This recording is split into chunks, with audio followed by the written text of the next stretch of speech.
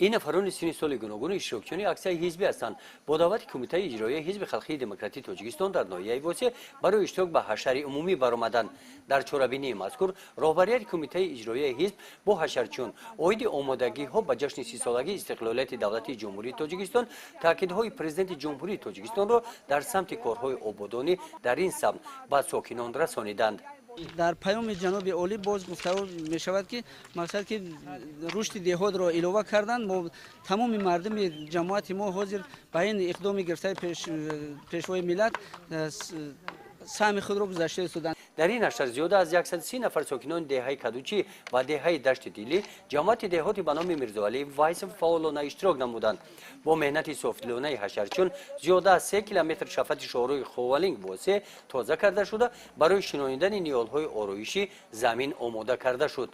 پنجره مسافه 500-600 متر راه رو خیرخواه عملخواه صاحبکارو از فوند شخصی خود دستگیری کرده. ما به طرف نمیستیم، ما هم دستگیری صاحبکارو به عملی کرده و حشر برآمدیم. سال 2019 سال سازندگی سال سیاحی و هنرهای مردم اعلام گشته است.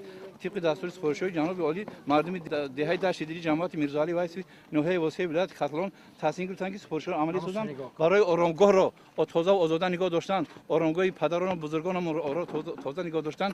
تصمیم گرفتیم که به حشر عمومی برآمده سپارش‌های سردار دولت را عملی بسازیم. ما در آینده سپارش‌های سردار دولت را عملی می‌سازیم. صدقاً سیاست پیش‌بینی سردار دولت جناب عالی امام رحمان را دستگیری می‌کنیم. تحت عنوان یک جای عمل میکنیم در این روز همین گونه حشر در جماعت دهات هولبوگ در شهرهای دوشنبه کلوب با اشتراک گروه‌های اختیاریان حزب گذرانده شده. با کمک آنها زیاده از 1 کیلومتر شفت شهر اطراف نیال‌ها زمینش هموار و ملایم گردانیده شدند. در کنار دیگر شهرها تعلیم گیرندگان لیسه کسبی تکنیکی ناحیه نیال‌های آرایشی شنانیدند. گزارش خواجه نظری خدای نظر ظهورов از ناحیه واسه برای برنامه اطلاعاتی نوید.